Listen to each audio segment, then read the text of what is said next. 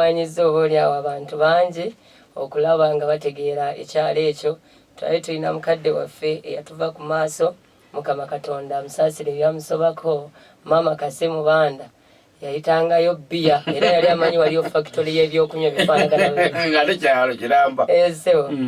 Mukadde wange nsiimenya akadde kompadde nzijjeko wano. Oba oli awo tutagulule ku nsonga ezikwatagana n'ebyobufuzi okutwaliza wamu ebya Bukoto Central obanga Kyannamukaaka ebbendo byendo lyenneegwanyiza okubeera meeya agenda okusookera ddala mu town council ya Kyannamukaaka. Enyo. Ompadde kubuuza neyanziza nnyo ntumira nnyo mikwano gyaffe abali ku Impact FM Lwasa Mayinja, mwebale okutuwuliriza ne mutwazika amatu gammwe. Mbabuulira temuseseetuka kuba kati tugenda kujjula bujjuzi. Omukyala wenyingira mu studio Mama Kyannamukaaka nabagamba dda nti nze nnyonsa abaana abatono n'abanene tetwetaaga mwana mugimu. Yenze nafuuse mama waabwe agenda obbalabirira buli omu abeere mu mbeera eyeegombesa. Neyanza nnyo neyanze. Webale nnyo mukyala Zaina Mama Kyannamukaaka agenda okuyonsa abatono n'abanene mbu tebeetaaga mwana. Twebaliza Katonda nti oba oli awo tulina abantu abatuyambyeko okulaba nti Kyannamukaaka alabika bulungi era n'abaatunda erinnya lya Kyannamukaaka. Omanyi olunaku lumu nali ku yunivasite eyo lecturer n'awa example n'agamba nti ng'abantu abava e Kyannamukaaka ndoza nga alaba nga tetulinayo naye erinnya Kyannamukaaka kati lyatundibwa era twebaza nnyo former vice president ow'ekitiibwa Kiwanuka Sekandi oba oli awo yatuyamba okulaba ng'erinnya eryo lisituka n'okuba nga limanyibwa.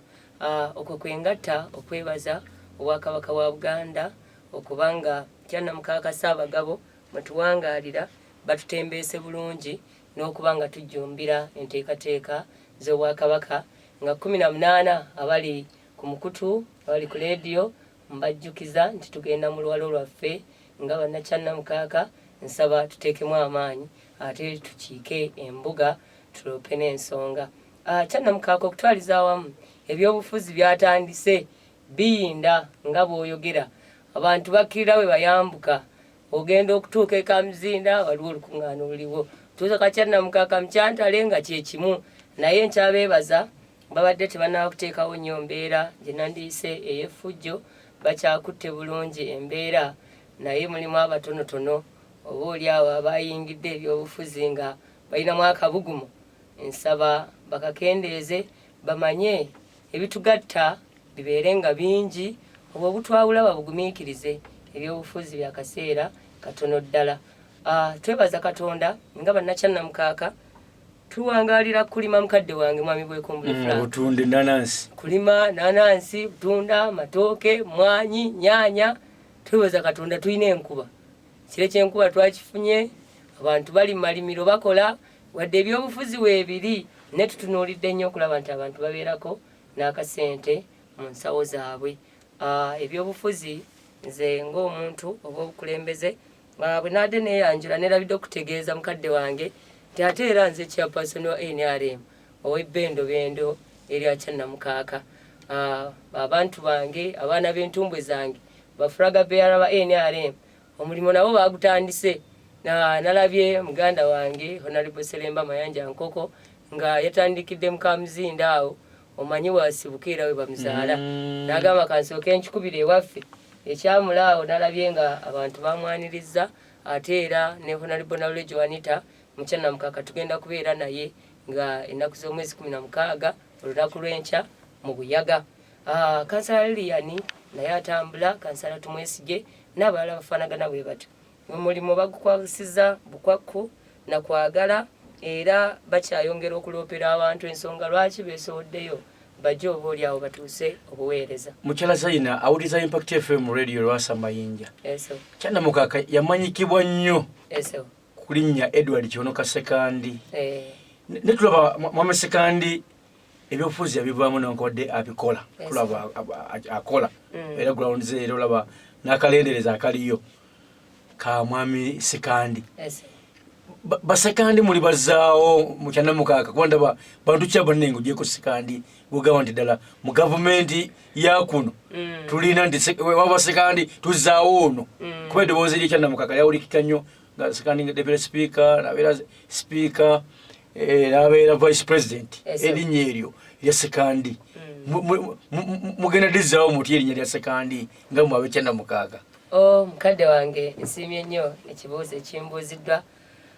Tubadde n'emirembe mingi omubadde ow'ekitiibwa sekandi twabeerako ne mwami Migadde Paulo ndowooza wamuwulirako naye yakola enteekateeka nnene bayagatta ettofaali ddene ku Kyannamukaka ne Bukoto Central. Nakati tulinamu abasajja oba abavubuka embaggubaggu be tuteeseteese abasobola okuba nga obaolyawo bajja kusitula bulungi erinnya lyaffe erya Kyannamukaka adde ku maapu. Naye nga sinabo babba kumenyera nsooka okwebaza ennyo mwami Sekandi Edward olw'ebikolwa bye yatukolera. Omanyi abantu babadde bagamba nti NRM tekola naye twebaza Katonda nti emyaka 5 obaolyawo gye tubaaziseeko abaana ennaku zino balina akagambo ke boogera nti beerabisizza beeyanise era kaakati omuntu akubuulira nti ate mwatuuba singa twasigala n'oli kubanga mu myaka 5 bwebabuulira nti ki kye mulazeewo obaolyawo tebayinza kikulaga kubanga mwami Sekandi yatuyambye okulwana okulaba nti disitulikiti ejja ekyannamukaaga era n'atuwa n'ettaka mukadde wange lya bwereere ekyambazi wali era tugenda kuba nga tuzimba n'ebirala byonna tubeere nga tuva mu bizimbe bya Kabaka tudde wali ewaffe kati olaba ng'era olaba nga yakyatambuza emirimu amasannyalaze gye gataatuuka yonna empapula zitambula gagenda kutuuka ate yagenda n'afuna omuyambi we kati akola mu ofiisi mukadde wange gwe bayita honorable Mutebi Oscar niye honorable mwali muwadde twali muwadde kubanga ensonga ate azitembeese nnyo muzeeyi watasobodde kutuuka ate ye azitambuliza ddala bulungi kulaba nti Kyannamukaka esigala waggulu. Oscar yono Mutebi omuzukulu omuzukulu namulaba mukambwe nalaba nga yali agabe mwanya eyo nga lwo baagala okuzibba n'akambwalanira omwana omutono obusungu abujja era yagamba nti yatte ennaku 3 namba n'agamba ayina ekinnya oyina ebinnya bimeka nti 100 oyina ebinnya bimeka nti 50 yabirambula n'abyetuukirako n'abawe mwanyi nga bakakasiza nti bagenda kuzisimba kyokka ate la ofiisi y'emu era netuyamba okulaba nti amazzi gatuuka ku bantu twali ne bayinginiya omwezi oguwedde netulambula abantu tufune amazzi amayonjo ate oba olyawo ffe nga abalimi tubeera tugenda kufukirira tuwone oba olyawo ku mbeera y'ekyeya gye tuba tuteetegekedde. Mukadde wange nga ogyeko ow'ekitiibwa Sekandi ebintu byatukoledde ate ndowooza bannakyannamukaka tuli ba mukisa bunyinza okisiiga ekifaananyi tugulina mukadde wange tuba tuli awo honorable Kyayuna Aruna Kasolo yayitako ewaffe mu Kyannamukaka oba mu Bukoto Central minisita ono yafuuka namba 4 Allahu Akbar sinyawe nyinza kikunnyonnyola bwe yayita mu kitundu kyaffe embeera yonna yakyuka mwami bwekumbula nyinza okubuuza ekibuuzo oba oli awo naawe nekikutawaanya kizibu okusanga kalina nga ssomero USE nga mweriri nga lisomesa abantu ffe kalina tugirina USE tugirina wali ekindu kusenti mugaga Kasolo yagamba nti abaana babazimbire kalina era etambula abaana basoma bulungi azimbye ku kyakyawe era mukadde wange bwe tubuuza kyaki ezitumuse ekindu awo manyi yali kakiiko akateekateeka akazimba yabaita nabbanja lwe yali yeeyo banja abantu batuleetedde naye ng'omuntu yasonda ate nakyewuunya enkola obulumu eyabakulembeze esikiriza nnyo abantu abalala okwenyigira mu nteekateeka kubanga okubeerawo kwa Honorable Kyayuna Aruna Kasolo kwayamba nnyo abavubuka okwezuula batandikawo pulojekiti ez'enjawulo ate ne bayiga n'okusaba nze nabeeranga ku kyakyawo nga ndaba abaana bajja ne basaba ne batona n'okutona ne basonda ne ssente ezizimba n'abayigiriza nti wano ku dduniya bwe tulemererwa okuzimbawo kalina kakasa nti mukyaki oteekayo ssente ozimbe kalina mu ggulu obeere nga weetegekedde olugendo lwo gy'olaga era abaana basigamu omutima omulungi olaba nga bayamba bali kitole nabwe ekiti ate n'abatembeeta ne mu nsonga z'enkulaakulana ng'ateekawo kompetitioni z'okulima abantu ne bawangula tukutuku abantu ne bawangula piki abantu ne bayigira kati competition fe waffe ebintu bitambula